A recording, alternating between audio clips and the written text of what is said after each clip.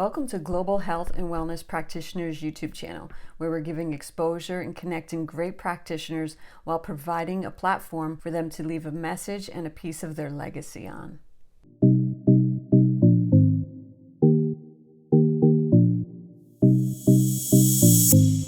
Thank you for joining us today. We have Alison Held here, and we're going to be speaking about relationships beyond just the obvious.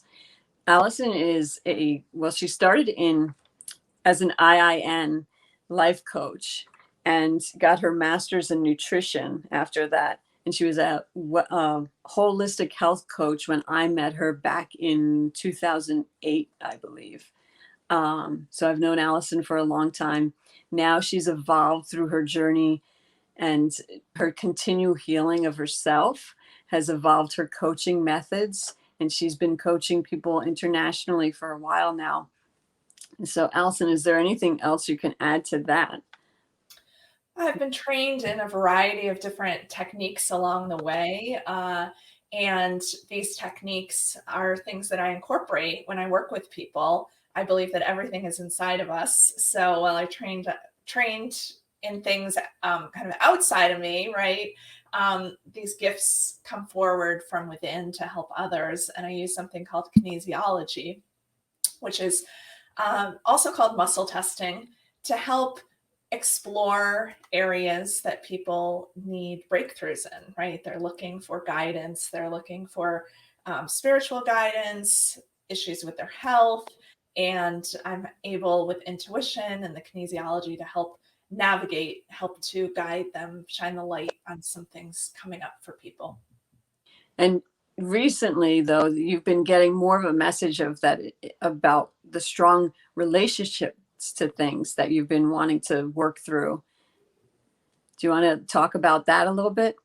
Sure. When my journey started navigating into energy work, which is what I do now as a mystic and intuitive guide, I really dove deep into wanting to find my partner in life. And as I did that, I went on this journey of my relationship to food. And my relationship to food wasn't so healthy, I noticed. And so I knew, as I started to dig deeper, that this was a sacred relationship, my relationship with food, and was very important for me to heal this. And as I healed that relationship, then I met my now husband. And so I continue to look at relationships because I find them so fascinating. And I think everything is rooted in a relationship. And right now, the world's going through massive changes, right? And one of the most important relationships we can have right now is the one with planet Earth. And we are planet Earth. Our bodies are really a mirror of planet Earth. So if we are not having a healthy relationship with our body, we're probably not having a healthy relationship with Mother Earth, and vice versa. So it's so much fun because there's different things we can look at, different kinds of relationships we can look at. And one of them, Stephanie, you and I discussed, which I thought was so interesting, is even our relationship to something like supplements. Talk about food, but supplements. You had an experience where you were taking, or it was a pharmaceutical actually, Yes. that you were having a difficult relationship with, right? Right. And so what did you the other side of the room? Yeah. So what did you decide to do intuitively with that medication? I slept with the bottle of medication to get a relationship and an open relationship with it. And how beautiful that your intuition guided you to do that. Many people would run to their doctor and look for the guidance, but you went within to find, what do I need to do to align myself with the benefits of this medication? Because there are benefits to medication, even though I'm in a holistic world, you're in a holistic world. Sometimes the medication is necessary. It might not be a long-term thing. It might be temporary. And so getting close to something instead of running away from it is always the answer, even if there's fear or there's trepidation or there's uncertainty about what that could bring up. It's good to deep dive in and to ask questions and use your intuition like you did. it connected me to the intent of the pharmaceutical companies, their original intent of really helping people. So it connected me to that. That's beautiful, because I think the pharmaceutical industry has come a long way on a negative path. And so you were able to go back to its earlier days where it be such beauty, right? I think we are all here on the human plane, on Mother Earth, to help one another, to help grow and evolve humanity. And I like to look at relationships moving away from contraction into a place of expansiveness. So if you're afraid of a medication, or if a food is bothering you, a sensitivity, this can be a triggering, right, to all of us. But we have to ask the questions, and we have to come into a place of neutrality with that relationship, so that it doesn't cause us to have difficulty in our life, if that makes sense. Right, right, right. Because I was having stress with the medication, so and the stress is reduced. Beautiful. Yeah. And I've had clients, I have a client who was having an allergy to, um, it was a hazel tree. I mean, I don't even know what a hazel tree looks like, but this gentleman knew. He's in Switzerland. Maybe hazel trees are bigger in Switzerland. And we were curious, so we went online and we looked up the meaning of hazel trees. And in Celtic tradition, hazel trees possess a ton of magic. And what we realized on a subconscious level through muscle testing and talking through some things is that this gentleman had decided not to use all of the magic that was inside of him. So we did these left-right brain techniques to help really embody and embrace the magic that was inside of him. And guess what? Once he did that, once he brought that energy, shifted that energy into who he truly is, because we all are magic inside of us, he no longer has an allergy or sensitivity to the hazel tree. So this works like this. And my office outside has a dogwood tree. And my parents almost cut down another dogwood tree when I was little, but my grandmother said, stop, don't cut down the dogwood tree. And I developed a sensitivity to dogwood trees until I looked within and I realized, oh, this is tied to my grandmother. And there's something about my grandmother I need to look at. And once I discovered what that was, I don't quite remember all the details. Now I can, enjoy the beauty of the dogwood trees. And it really has opened me up and created that expansiveness in that relationship. So allergies, sensitivities, intolerances, all of these can be explored at a deep level. And it's something with the when we are triggered, to take that as a sign of where we can grow in our lives is a big point. Absolutely. We can become the victim to the circumstance. So we can say, oh, I have this awful relationship to money, is a good example. And we can say, this is just the way it's going to be.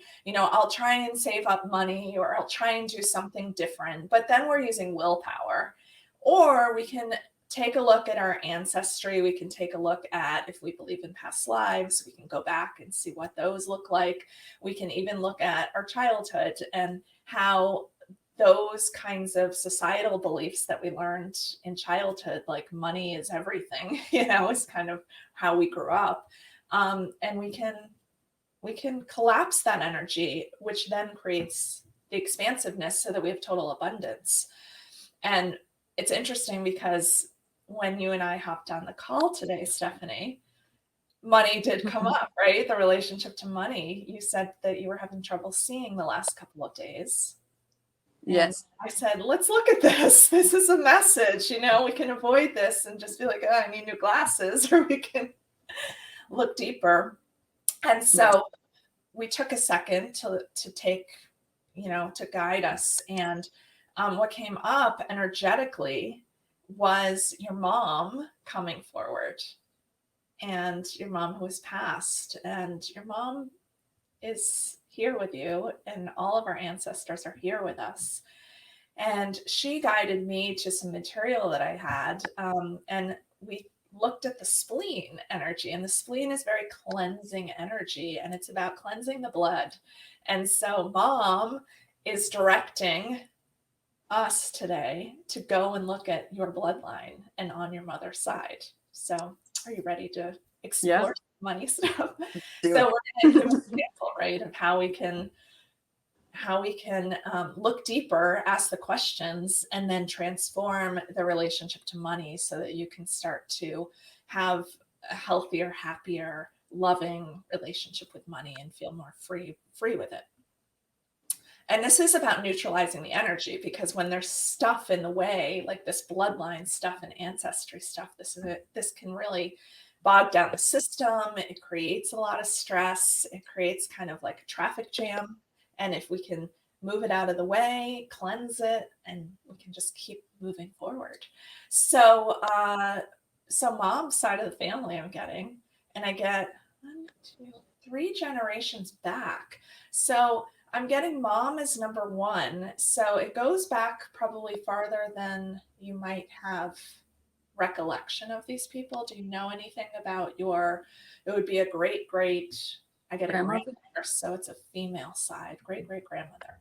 I met her she died when I was 2 years old. So I did meet her. Okay.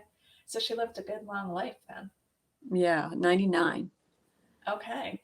And do you know her relationship with money at all? She came here from Sicily. Okay. So and how was that experience for her? I think I don't know her money story really. It seems like it was kind of okay, but maybe not. Well, sometimes when we look at things from the past, it's actually a beautiful story. It's not trauma inducing. It's that we have to remember this part of ourselves, this part of our bloodline that is so beautiful because it is inside of us. And so much of life may have buried that beautiful experience. So let's ask if this is a positive experience with grandmother that we need to, great grandmother that we need to take a look at. And I do get yes. So it is the fact maybe that she had this wonderful relationship with money and knew that abundance was here for her, not only in Sicily, but also here in the States. Could be. There's a belief coming forward intuitively that I'm hearing, which is my money story is, so how do you want your money story to be? Because we all have a story about a lot of things. I want to have more than enough so that I could, because I don't want a lot of things, but I want to have enough money to buy anything that I want. Okay. So more than enough. Okay. So what does more than enough symbolize to you? What does it symbolize? Abundance, safety, security, ease, flow. Okay. Beautiful.